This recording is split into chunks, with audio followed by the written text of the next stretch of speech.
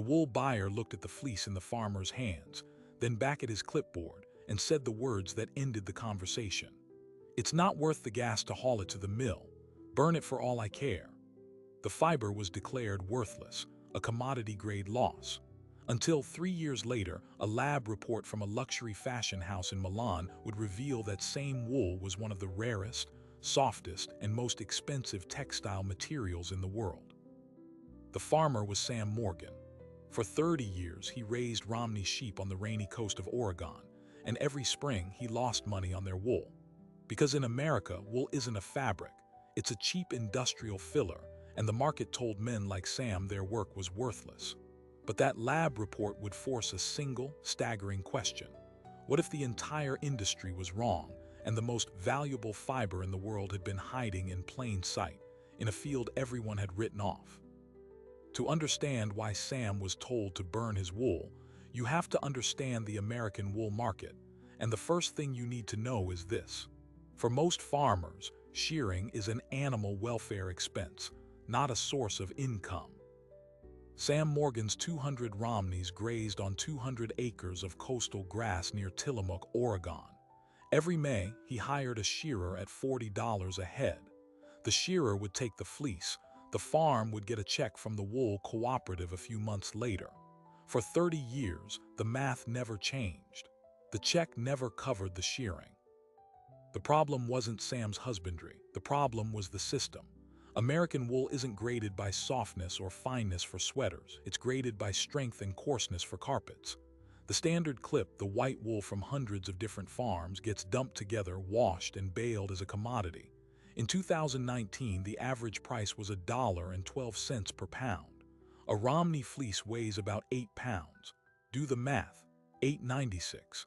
The shearer cost $40. Sam wasn't a businessman, he was a stockman. He loved the rhythm of the flock, the smell of lanolin in the shearing shed, the weight of a whole fleece in his hands.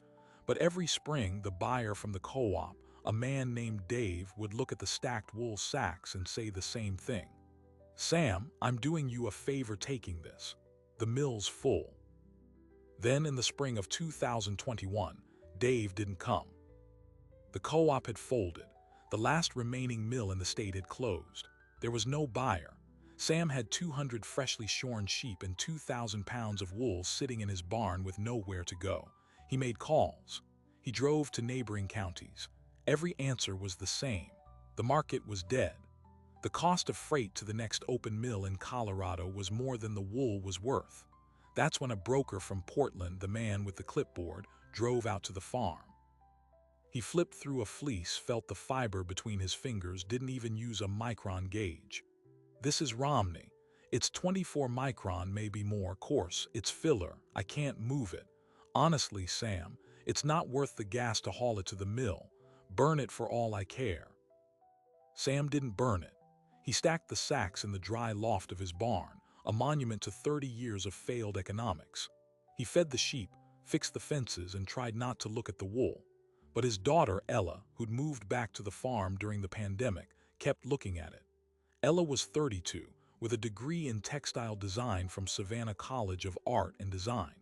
She'd worked for a fast fashion brand in Los Angeles and had come home disillusioned. She saw the wool not as a commodity but as a material. One afternoon, she took a pair of hand carders, tools for preparing fiber, and cleaned a small piece of a fleece. She spun it into yarn on a drop spindle. She knit a swatch. She washed it, and when it dried, she brought it to her father in the farmhouse kitchen. "Feel this," she said. Sam, his hands rough from decades of work, took the knitted square. He expected the familiar, prickly, coarse feel of the wool he knew. It wasn't there. The swatch was soft, not soft for Romney, objectively soft. "What did you do to it?" he asked. "Nothing, just washed it. Dad, this isn't coarse. This is different." Ella started digging. She spent nights online, in forums for hand spinners and niche fiber artists.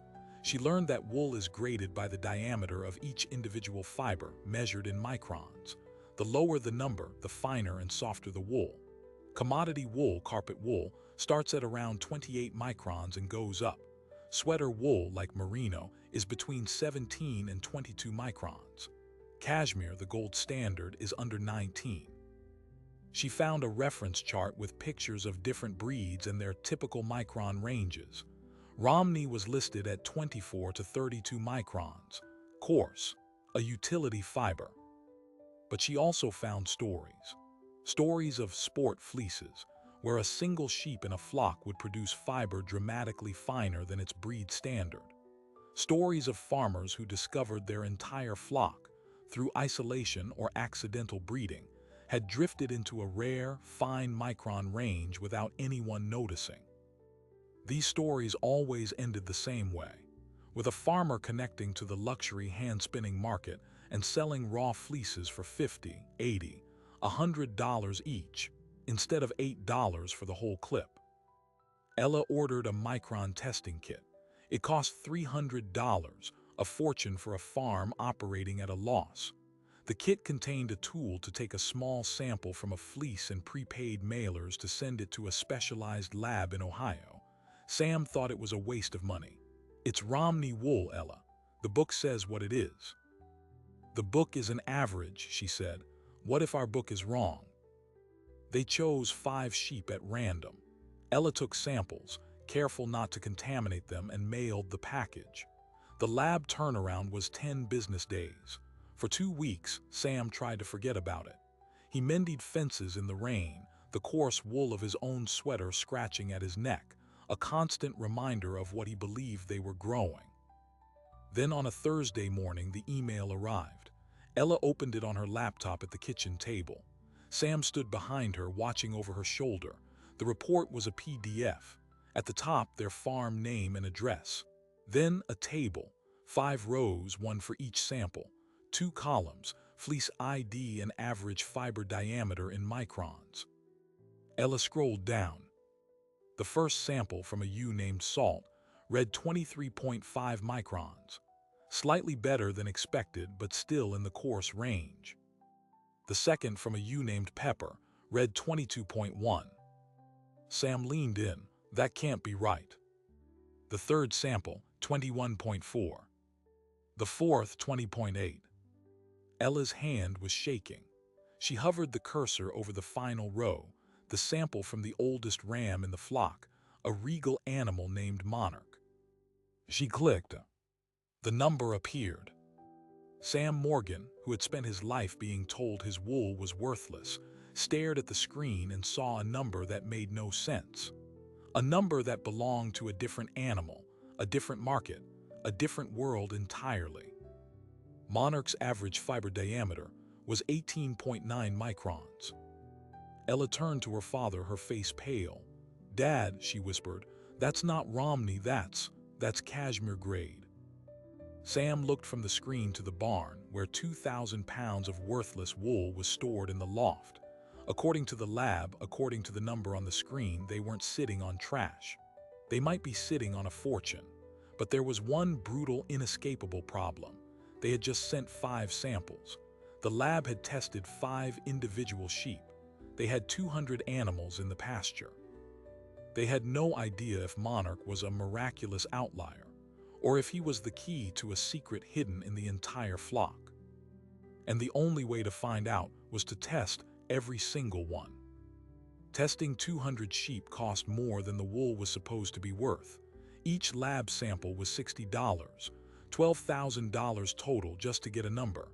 Sam looked at the barn loft, at the wool he couldn't sell, and then at the checkbook for a farm that hadn't turned a profit on fiber in 3 decades. "We can't," he said. Ella didn't argue. She showed him the math from the hand-spinning forums.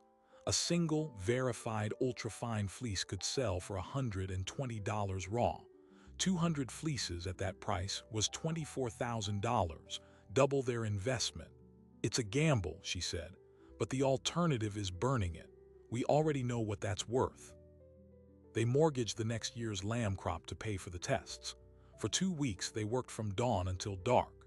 They would isolate a single sheep in the chute, take a small fiber sample from its flank, tag it with a numbered ear tag corresponding to a form, and release it.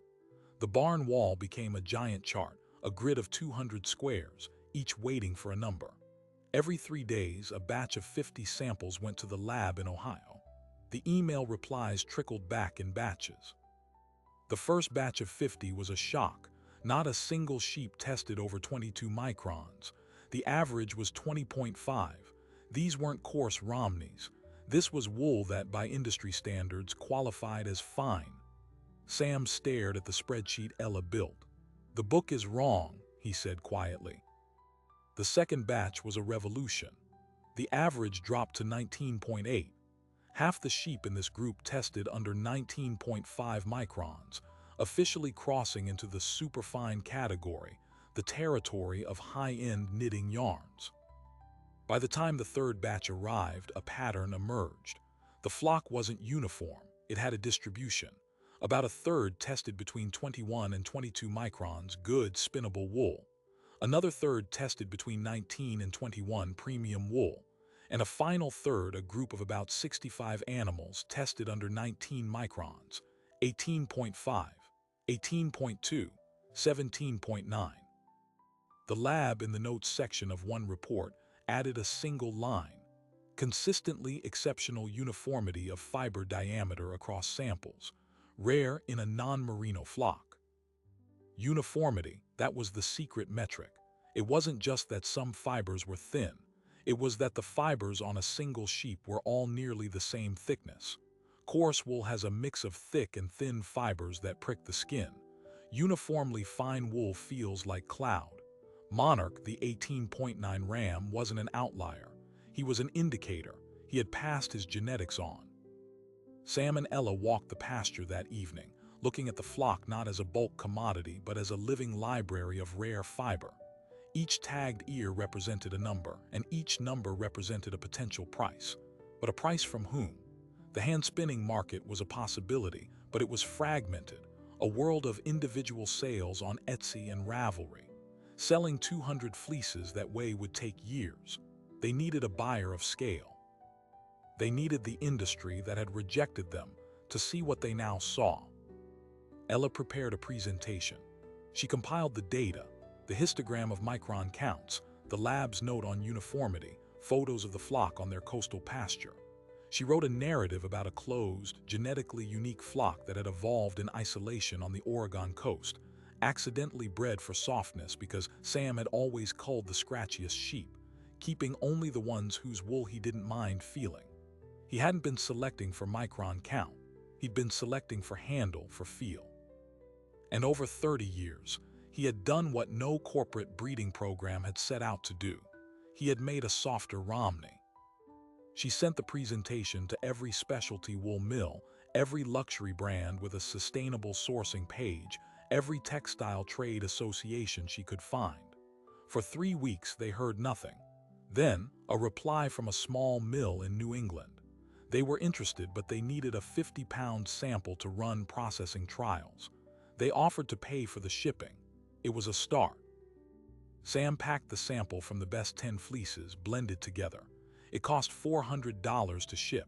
They waited another month. The mill's report was polite and devastating. The fiber was indeed fine, but it was too fine for their machinery, which was built for sturdier, longer stapled wool. In processing, a small percentage of the fibers broke, creating noil or waste. For a luxury mill, even 3% waste was unacceptable. "Your wool is beautiful," the email said, "but it doesn't fit our system." The system, that was the wall. The entire American wool infrastructure, what little remained, was built for a different kind of fiber. It was like discovering crude oil and being told all the refineries were only built to process coal. You had the right product in the wrong universe. Ella was ready to give up. Sam, for the first time, wasn't. The numbers had changed him. He had spent his life accepting the market's verdict. Now he had data that contradicted the verdict. "They're not wrong," he told Ella, pointing at the barn. "We're not wrong. The system in the middle is wrong." He made a decision that terrified him. They would bypass the system entirely. If the mills couldn't handle their wool, they would find someone who used wool in its simplest form, a weaver, an artisan. But not just any artisan, the most famous, most obsessive artisan they could find. Ella remembered a name from her textile design days: Arlo Thompson, a legendary reclusive fabric maker in upstate New York who supplied cloth to the most exclusive tailoring houses in Milan and Tokyo. He was known for using rare, forgotten materials. Finding him was difficult. He had no website, no social media. Ella tracked down a former assistant through a network of fabric geeks. She sent a desperate, detailed message to an obscure email forum. A week later, her personal phone rang. The voice on the other end was quiet, direct. "This is Arlo. Send me 2 pounds. Don't clean it. Raw, as it comes off the sheep." They sent the wool. The silence that followed was absolute. 2 weeks. 3. Sam convinced himself they'd been scammed, that the voice was a fantasy. Then on a rainy Tuesday in October, a FedEx envelope arrived. No return address. Inside was a single square of felted fabric about the size of a napkin and a handwritten note on thick cream-colored paper. The fabric was unbelievably soft, with a subtle, pearlescent sheen. Sam held it to his cheek. He had never felt anything like it from his own sheep. The note had 3 words. "Who is your buyer?" Sam called the number. Arlo answered on the first ring. "What you have isn't Romney," he said, no greeting. "The staple length is short, like a Romney, but the micron is all wrong. The curvature of the fiber is different. The felting properties are unique.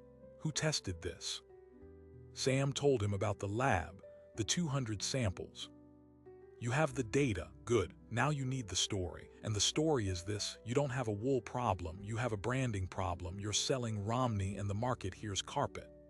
You need a new name. You need to call it something else. Coast Wool, Pacific Fog, something that says rare and not commodity."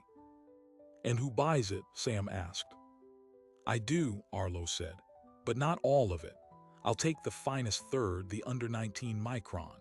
I'll pay you $200 a fleece raw, but you have to sort it meticulously. One coarse fiber in a batch ruins it for me." $200. Sam's mind reeled. That was more than 20 times the commodity price. For 65 fleeces, that was $13,000, more than covering the cost of all the testing. "But here's the real value," Arlo continued. "My name. If Arlo Thompson uses your wool, other people will call. They will pay more. Your problem won't be selling wool. Your problem will be explaining why you don't have more of it." Sam agreed. He and Ella spent the next month sorting the entire stored clip from the previous year, fiber by fiber, using the micron data as their guide. It was agonizing, detailed work. But as they sorted, a new, more terrifying question emerged. They had sold 1 year's clip of the finest third. They had the data on their living flock. But the industry buyer, Dave's Old World, still existed. The co-op was gone, but the commodity market's gravity was still there, pulling prices down to $1 a pound.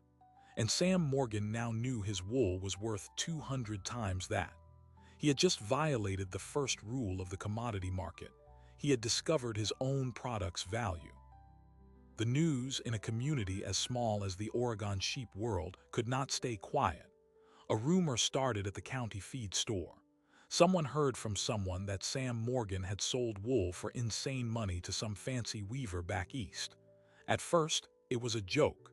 Then, the broker from Portland, the man with the clipboard who had said "burn it," drove back out to the farm. He didn't have his clipboard this time. He had a contract and a new offer.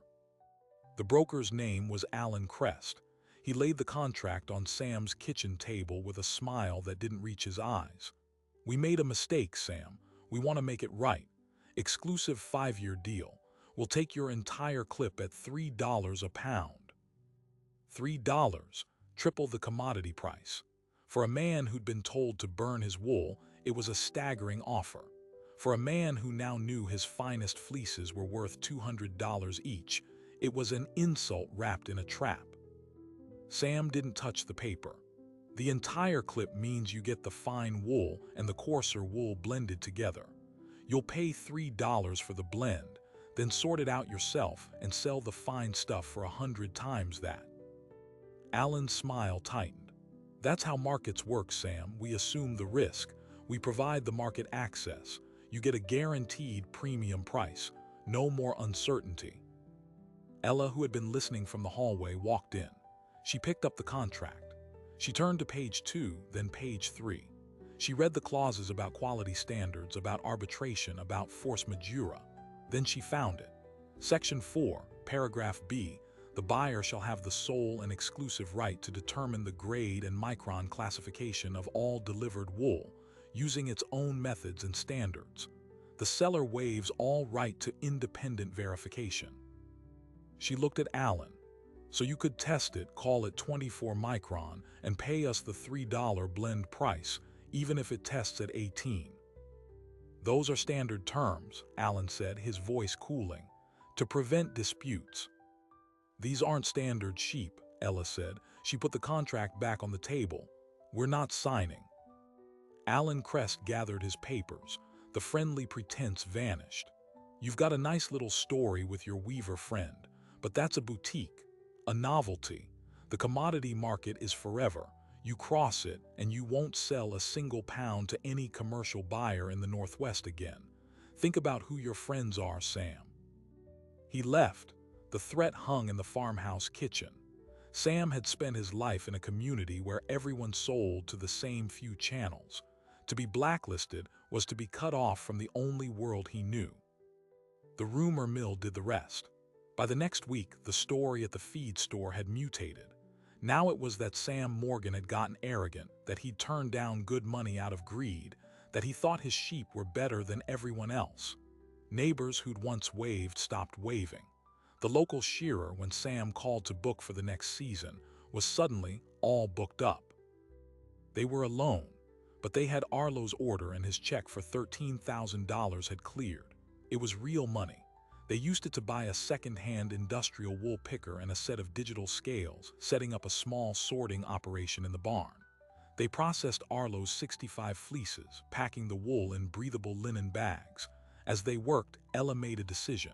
If they were going to be pariahs, they would own it. She started an Instagram account, not for the farm, but for the wool. She called it Fogline Fiber. She posted extreme close-up shots of the crimp in the wool, videos of the sorting process, the stunning lab data graphs. She used Arlo Thompson's name with his permission. The cloth from our first clip is in the hands of a master. The fiber world is small and obsessive. The Fogline account gained 500 followers in a week, then 1,000. Then they received a direct message from an account called Loom and Hammer. The message read, "We supply yarn to a consortium of Italian knitwear brands. Can you send a 5-kilogram sample for evaluation? We will pay freight." It was another test. They sent the sample. 3 weeks later, a contract arrived via email, not from Alan Crest's world, from a different universe entirely. Loom and Hammer offered to buy all their wool graded under 19.5 microns, sorted into 3 subgrades at prices ranging from $150 to $280 per fleece. But the contract was 12 pages of dense legal and technical specifications. Tolerance for vegetable matter, maximum moisture content, packaging requirements. It was a door to the luxury industrial market, but it was a door with 1,000 locks. Sam looked at the document and did what he had learned to do. He read it, every word. He and Ella spent 2 days on it, dictionary in hand. They found clauses about liability, about currency risk, about automatic renewals. It was fair, but it was formidable. It demanded consistency at a scale they weren't sure they could guarantee. The genetics were in the flock, but nature isn't a factory. One bad season, one shift in pasture quality, and the micron counts could drift. If they failed a delivery, the penalties were severe. They were on the verge of signing when Ella's phone rang. It was a woman from the Oregon Department of Agriculture. She'd heard about the Fogline project through an agricultural innovation grant program. "What you're doing is fascinating," she said, "but have you considered the broader implications? If your flock's genetics are this unique, they're a state resource. Have you tested other Romney flocks in the coastal region?" They hadn't. The woman, Dr. Lena Vance, proposed a research partnership. The state would fund micron testing of 20 other coastal Romney flocks. If the fine wool trait was widespread, it could redefine an entire regional industry. But for Sam, the proposal was terrifying. If every farmer had what he had, his rare advantage vanished overnight. He would have helped create his own competition. He agreed, but with a knot in his stomach. Dr. Vance's team spent the spring taking samples. The results came back in a series of emails over the summer. The first 10 flocks showed standard, coarse Romney micron counts, 24 to 30. Sam felt a guilty wave of relief. Then the 11th flock from a farm 30 miles south averaged 21.5. The 12th flock averaged 20.2. The 15th flock had a pocket of sheep testing under 19. It wasn't a fluke. It was a regional anomaly.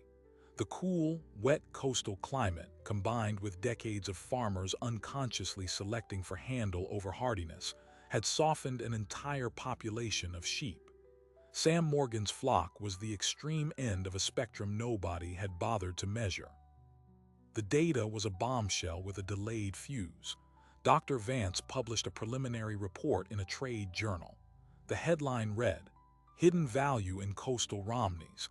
Preliminary data suggests fine wool potential." The article didn't name Sam, but it named the region. And in the farming community, everyone knew who had started the measuring. The reaction wasn't curiosity, it was anger. A meeting was called at the Grange Hall. 60 farmers showed up. Sam was called to the front. The questions weren't questions, they were accusations. "You've been telling people our wool is crap, so you can sell yours as gold. You brought those state people here to drive down our prices. You think you're better than us." Sam stood before them, a man who had never wanted to be a pioneer, only a farmer who broke even. He held up a hand. "I didn't know," he said, his voice rough. "I was told to burn my wool same as you. I tested it because I had nothing left to lose. The numbers came back, that's all that happened. If your wool tests fine, that's good news. It means it's worth more." A man shouted from the back, "To who? To your fancy friends. You've got the buyers. We've got the same wool and no buyers. You've cut us out." And in that moment, Sam saw the true cost of knowing. He hadn't just discovered value, he had exposed a brutal inequity. He had the data, the brand, the connection to Arlo and Loom and Hammer. They had the same raw material and a broker offering $3. The bridge between those two worlds was him, and building it would mean sacrificing the exclusive advantage that had just saved his farm. He drove home in silence. The Loom and Hammer contract was on the table, a ticket to security. In his inbox was an email from Dr. Vance, excited about the potential for a producer's cooperative, a way to aggregate the region's fine wool and command a real price. It was a noble idea that would require him to teach everyone what he knew, to share his contacts, to become the leader of a movement he never asked for. That night, Alan Crest called again. His tone was different. Cold, final. "Heard about the meeting, Sam. Sounds like you've made a mess. My offer's still on the table, $3, but it's only good for 48 hours. After that, my company won't buy a single pound from anyone in your zip code. You can be the hero who saved the region, or you can be the pariah who destroyed it. Your choice." Sam hung up.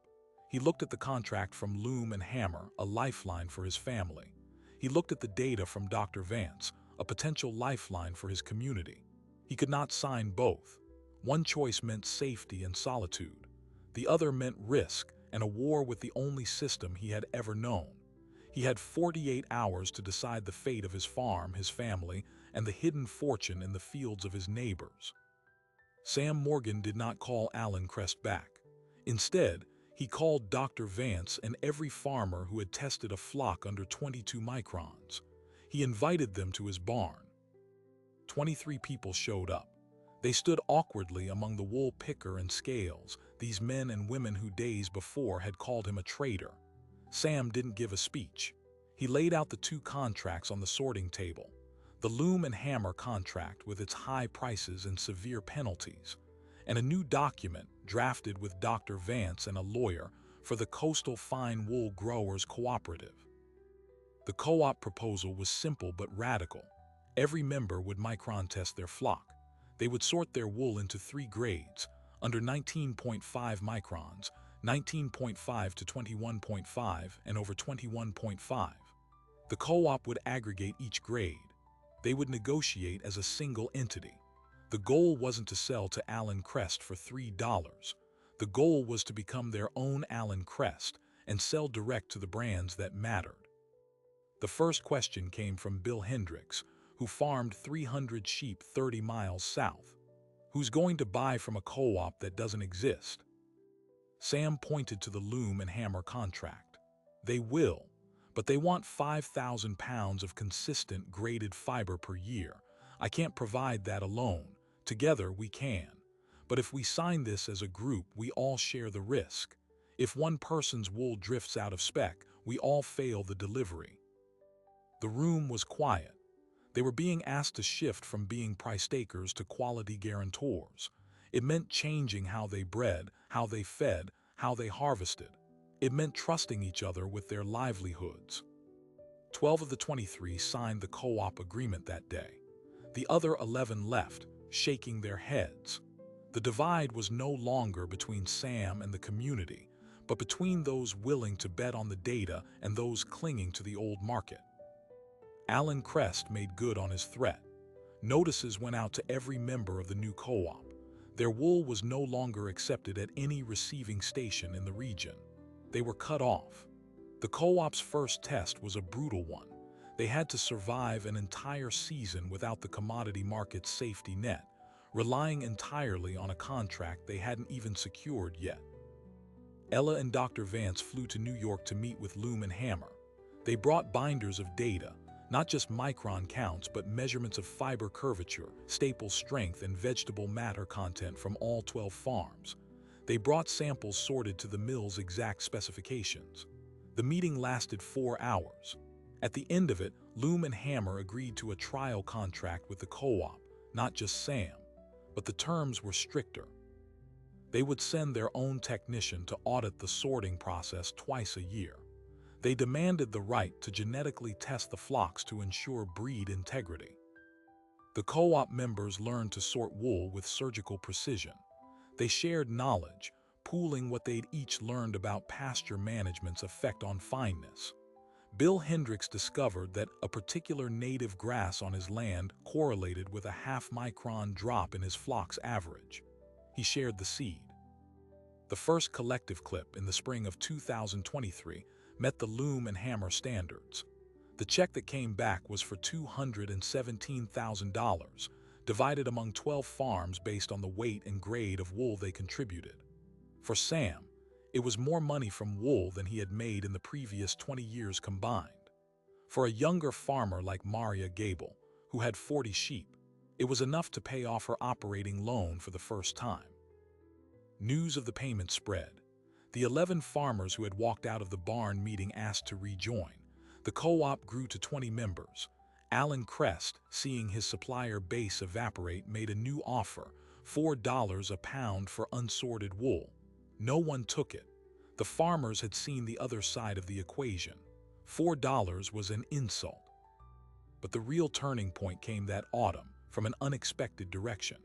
A fabric scout for Loro Piana, the Italian luxury brand known for its ultra-rare materials, received a swatch of cloth from Arlo Thompson. The swatch was made from Sam's original fogline fiber. The scout's interest wasn't in the wool itself, but in its story.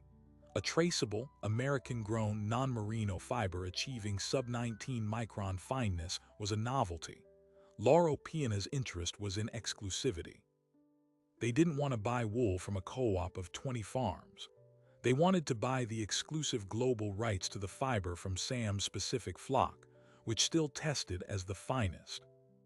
They offered a staggering sum, enough for Sam to retire, to sell the farm, to never worry about money again. It was the ultimate validation of his life's work, packaged as an escape from it. It was also a poison pill for the co-op. If Sam accepted, he would remove the genetic cornerstone of their collective quality and shatter the unity they had built. Sam called a co-op meeting. He laid out the offer, every detail. The room was silent.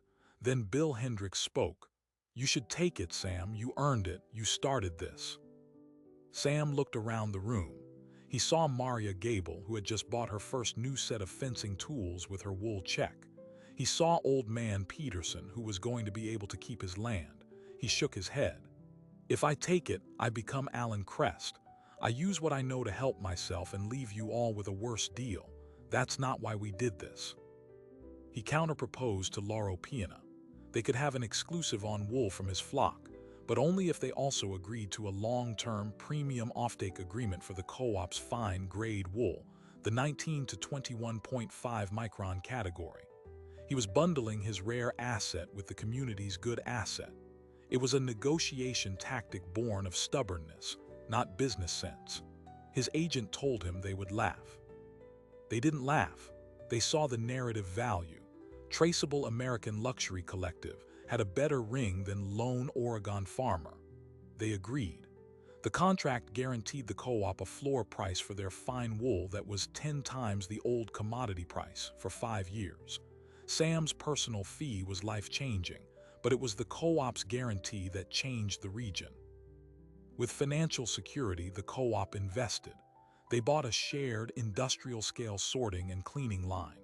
They hired a full-time manager.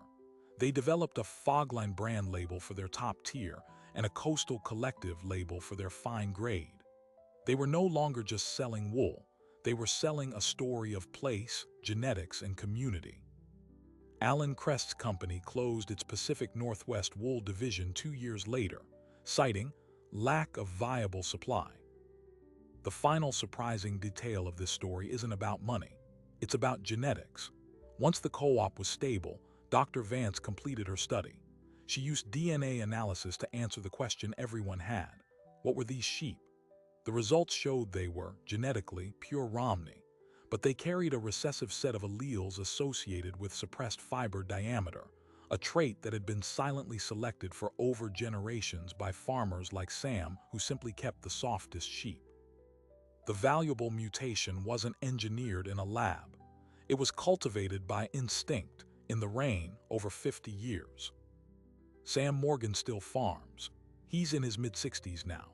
Ella runs the Fogland brand. The original Romney flock, the foundation of everything, is still there. They still test every animal. The average micron count has dropped another half point through careful breeding. The wool that was once worthless now travels from their pasture to spinning mills in Italy, to the looms of Japan, and into coats and sweaters that sell for more than some people's monthly rent. But if you visit the farm, Sam will show you 2 things. First, the linen bag containing the first $2,000 he received from Arlo Thompson empty, saved as a reminder. And second, the first co-op check stub from Loom and Hammer framed on the wall. He'll point to the second one. "This is the one that mattered," he'll say. "The first one saved me. The second one saved us." The barn where the broker once told him to burn his wool is now a bustling grading center. The fields that nearly failed now grow a hidden fortune in softness. And the system that said the wool was worthless now has to explain why it can't get enough of it. So what does the story of Sam Morgan's wool actually mean? It means that value is never just in the thing itself. It's in the measurement and in the story you tell about it. For decades, an entire industry looked at a Romney sheep and saw a number, 24 microns, coarse, cheap. They were measuring the average, and they were right about the average. What they missed was the deviation. What they missed was the possibility that the average was wrong. Sam and Ella didn't change the wool. They changed the tape measure. And with a different measurement, they saw a different world. This pattern is everywhere. It's in the farmer who realizes his contaminated wheat is a new heirloom variety. It's in the mechanic who sees a junk engine as a classic restoration. It's in the forgotten data, the ignored detail, the quality that exists but hasn't been quantified. The world is full of things declared worthless by systems built for efficiency, not for nuance. The breakthrough never happens by accepting the system's verdict. It happens by auditing the system's assumptions. Sam's story is also a blueprint. Discovery is the first step. Proof is the second. But the final, most difficult step is building a new bridge between what you've discovered and a market that doesn't yet know it exists. That bridge is built with data, with narrative, and sometimes with the hardest choice of all, sharing the map. The wool in that Oregon pasture was always soft. The financial reality was. The reality changed the moment someone stopped asking, "What is it worth?" and started asking, "What could it be worth?" and then had the stubbornness to find out. We spend so much of our lives inside other people's valuations. Their price sheets, their appraisals, their dismissals. The power, the real, quiet, earth-shifting power, is in learning to do your own math. It's in looking at the thing everyone says is trash and asking the single, dangerous, lucrative question: what if your tape measure is wrong? If you want to see what happens when people ask that question, you're in the right place. Make sure you're subscribed. I'll see you in the next story.